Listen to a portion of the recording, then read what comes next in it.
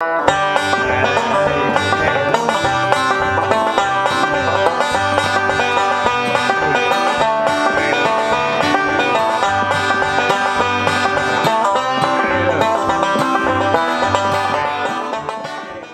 I'm going to introduce you here.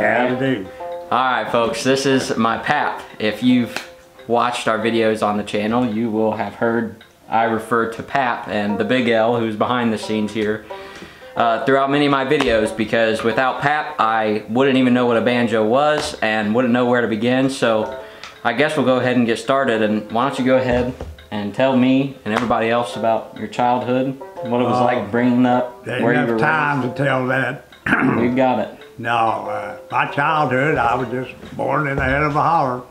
What state? Oh, well, you know Kentucky. Well, I know what state, but somebody else might know. Breathitt County, yeah. Holler, Breathitt County, Kentucky. Yep. Strong Fort was the name of the holler. Strong Fort, okay. Born a midwife, name wrote in the Bible. That's when I was 4 years old when I first was introduced to the banjo.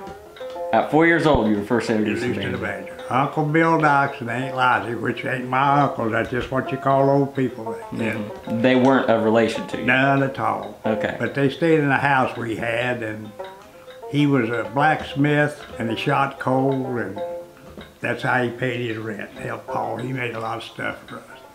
So one day, we went down there to his house, and me and Paul went up there to see him, and he said, "Hey, Lizzie, bring out my banjo." And he had always had a dog. So he said, she brought out his banjo. He said, "Now bring me a chair to sit in." That's when the men was boss, you know. He was probably about 5'2" tall. 5'2". I'd say 3 foot broad. Okay. He was a pretty good sized fella. Okay. But anyhow, he got it out there, and I can't remember, I think he clawed hammer, but he started picking that up. The only dog I know is the one I gave him name was Joe, and Joe, when his first dog passed away, I gave him, and he'd get him to dance. He'd start picking, he said, "Now go to dancing there," and that dog would dance around, boy, he'd pick, I don't know what he played, and he'd say, "Have you got a headache?" And that little old dog come over, lay his head on his lap, and he'd say, "How you feeling now?" And he'd start playing another. That's what I got introduced to the banjo. At 4 years old? At about 4 years old. 4 years old. And then from there, was it just you who brought it into your family? And you were kind of asking questions of your... I didn't care about it then, you know, too busy playing with your kid. But I liked it. He let me look at it. It's the only banjo I ever seen. It was a Gibson. Had rubies in the keys. You seen it in a press plate on it, around that beautiful banjo. And we'd go down there every time we'd stopped, and I'd pull the thing on the forge, you called it, you know, do the blacksmith. That was my job, to keep the thing going while he made stuff. Okay. And that was a Gibson that he bought? I don't know how. Or he made one that looked like a Gibson? No, it was a bought-off Gibson. Bought-off Gibson? Okay. It was probably, I'd say, about one of the earliest ones ever made. Oh, okay. Because I never did, he's the only one I ever seen like that. Now, is this all in Kentucky? Yeah, I ain't got out of the holler yet. Okay, we ain't got there yet. All right. No. That was a safe place up there, nobody's bugged you. All right. But anyway, now I got off of his mind. My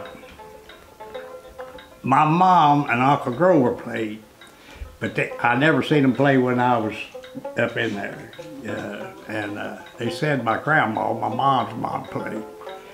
But I didn't know they played, just Uncle Bill. And one, I guess, was about 6, and he was playing one time, and I said, "Boy, that's all pretty bad." He said, "I'm gonna make you one."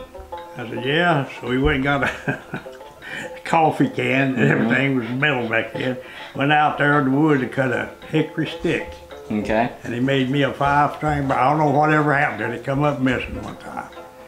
And out of a coffee tin. Coffee tin. And a hickory neck. That was the, yeah, it was a hickory stick. That was the neck. Yeah, but let me go around. What'd you string it with? You remember if it was steel or you remember if it was gut or nylon? I don't know. It comes strange. Okay. But anyway, I messed around with it and I played with it. And he finally moved out of the holler. And we moved to Middletown. Didn't play none then. Then when we moved to Gratis, Uncle Grover had come over, him and Mom. Uncle Grover drunk a lot. Mom picked 2 finger style and he picked a claw hammer. Okay. And Dad wouldn't let him drink at the house, but he'd go over to his house, which he lived right beside us. You know, we lived beside him. He'd come back, every time he'd come back, he'd get hotter. I'll tell you about that. But they would sing, you know, sing. Mm-hmm. And then... Would they play together, Grover and your mom? Yeah, they played together. Okay. But in a different style than what you started playing off, when you finally started playing your thing. Well, Mom started me on a guitar, I don't know, probably, shoot, 52, probably around 57. And we had old K and a silver tone and wrote out old cheap things. And she learned the G, C, and D. Mm-hmm. And she'd say, that meant a G, that meant a D, and that meant a C. Okay. So we learned that. That took me a long time to get this down. So you're trying to play. It's funny you mentioned that because in early videos where we were playing, you'd be sitting right here telling me, and Loma, when it was my turn to switch a chord, she would point at me like that, right like that. There was no, you know, up, down, left, right, but it would be, I'd have to guess what chord I was switching to, but I knew that was the time to switch. Well, I never took that serious. I wasn't as good as I thought it was, but there's a couple guys down in Kentucky. Leroy Centers was one. He lived over in a different holler than we did, but Fred Spencer lived up in the same holler I did. And they'd get together up there, and when we'd go get the mail, we'd walk by, and they'd make fun of me because they'd be sitting up there picking. I'd be out there working. So. How old were you at this point? Oh gosh. If you had to guess. If I had to guess, maybe 7 or 8. 7 or 8. Okay. But when you was old enough to walk, they give you a job then, you know. It wasn't much, you know, but you thought you was doing a lot. But anyway, they made fun of me. Later on in life, Fred Spencer played with Bill Monroe over at Chautauqua, wasn't it? And he had a funny style of picking. He done this. Okay. Him and Leroy, I believe it was Vernon McIntosh. He was over on Caney Creek one night, and for some reason we went down there and you could hear this picking going on. I said, my God, that's Ralph Stanley. I said, what's he doing over here? So, come to find out, when we got up there, it was Leroy and them. They made a record later on in life, but they played at dances and stuff like that. But each one of them done pretty good. And this was when you made it out of Holler and had moved? No, still in the Holler. Well, it was in Chautauqua though, or were you visiting Chautauqua? No, we're not seeing. I just seen them later on in life. Oh, later on in life. Okay. But they were playing back then together, you know. Gotcha. And Leroy got killed. I don't know whatever happened to Fred Spencer. J.M. he started with the guitar. He was pretty good. Then he went and played the banjo. He was pretty good. And now J.M. Holbrook. That's some of your relation. Yeah. But anyway, you're right. But anyway, he could play good. He had a band. I never did see him, but I had a couple videos. He'd come to see my grandpa. And that's how I got started. Then Ricky, when he stayed with us, and Dean and everybody else, I loved Foggy Mountain Breakdown. I was trying to learn it. And I worked second shift, and I was leaving. He said, how old was Rick? 10. But, 10? You know, he couldn't even get his finger out. He said, when you get off work tonight, I'll be playing that. He's a little smart anyway. But he traveled all over the world with Ernest Carter and him trio. Played still, he can play anything, about like you. But anyway, I got home and I heard this. He seen my car coming, I guess, and he had the banjo out. And I said, oh God, that made me so mad. I said, I'm down here, and all I could do, 1, 2, 3, 4, and I played on Longman's belly for what, 20 years, finally learned to roll. So Ricky was 10 at that point. How old were you? At this point in time, you had started. Probably 20. He was in your late 20s, early 30s. 20s? Right. So in your early 20s, late 20s, early 30s, that's when you had first started maybe practicing bluegrass on your own? For your own interest? Yeah, we'd have people to come out to the house on Pleasant Valley Road, and we'd set up a little tent, and people would come out there, other people, you know, we'd just pick and jam. Then when we moved to Granite, I don't know, there's so many people, I can't remember who was there then. A lot of people played bluegrass. That's when you went to festivals. Yeah. And then we moved into Camden. I didn't lose interest. The kids started playing ball and stuff and just didn't have time. And then we moved out on the, was that Pointer Right Road? And I hadn't played for 20 years till a guy named Tyler and Zeth come in. Yeah. And they reintroduced me to what I loved. I thought when I would pass away, the music would die. This little parlor, I just call it parlor for me, or it ain't that. But we It's your living room. Yeah, it's a bluegrass room. Yeah. But one day we had a house full. We had bass players and everything over there. Let's talk about that. You had, even though my uncles and aunts and everybody, even though everybody was interested in playing ball and sports, they still have memories of being around music when they were growing up. So that tradition kept on. You had people playing at some sort of get-togethers when you were growing up for people to remember. They remember, most of it just people around the town, wasn't it? But any random person wanted to come over and pick, they could. Well, they just come in anyway. It didn't make no difference who he was. Paul Jim would go on and buy, no telling who would bring him home when he was in town. But anyway, it went a long time. We moved out, and then like I said, the kids playing ball was just hard to do. But me and Bill Wrigley, we went to a lot of festivals.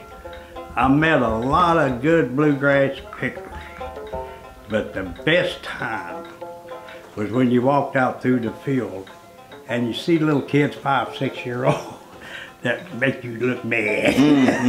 And you wonder what happened to them. Some of them made it pretty big, and some of them I've never seen since.